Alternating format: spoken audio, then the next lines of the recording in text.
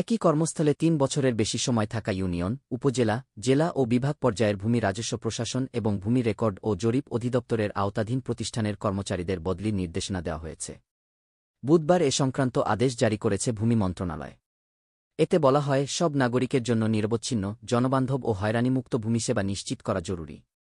এ লক্ষ্যে অন্তর্বর্তী সরকার ভূমি ব্যবস্থাপনার আধুনিকায়ন ও সেবা প্রদান পদ্ধতি সহজ করতে বিভিন্ন পদক্ষেপ নিয়েছে। সরকারি কর্মচারীদের মাধ্যমে এসব সেবা দেওয়া হচ্ছে। লক্ষ্য করা যাচ্ছে যে, কতিপয় কর্মচারী একই কর্মস্থলে দীর্ঘদিন কর্মরত রয়েছেন।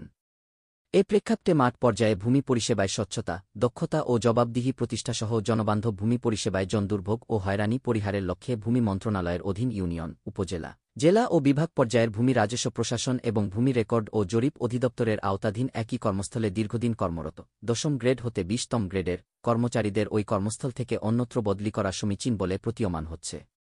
পরিপত্রে আরও বলা হয়, ভূমি মন্ত্রণালয়ের অধীন ইউনিয়ন, উপজেলা, জেলা ও বিভাগ পর্যায়ের ভূমি রাজস্ব প্রশাসন এবং ভূমি রেকর্ড ও জরিপ অধিদপ্তরের আওতাধীন একই কর্মস্থলে দীর্ঘদিন ধরে কর্মরত কর্মচারীদের ওই কর্মস্থল থেকে অন্যত্র বদলির ক্ষেত্রে ৪টি নির্দেশনা অনুসরণ করতে হবে।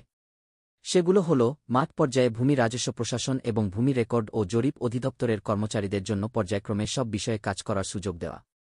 মাঠ পর্যায়ে জনবান্ধব ভূমিসেবা প্রতিষ্ঠার লক্ষ্যে জনগণের দুর্ভোগ ও হয়রানি পরিহারে বিভিন্ন পর্যায়ের কর্মচারীদের মধ্যে যিনি বা যারা একই কর্মস্থলে বা একই শাখায় ৩ বছরের বেশি সময় কর্মরত আছেন, তাদের কর্মস্থল বা শাখা পরিবর্তন বা অন্যত্র বদলি করা। দুর্গম বা প্রতিকূল যোগাযোগসম্পন্ন এলাকায় কর্মরত কর্মচারীদের চাকরির মেয়াদ ২ বছর হলেই তাকে অন্যত্র বদলি করা।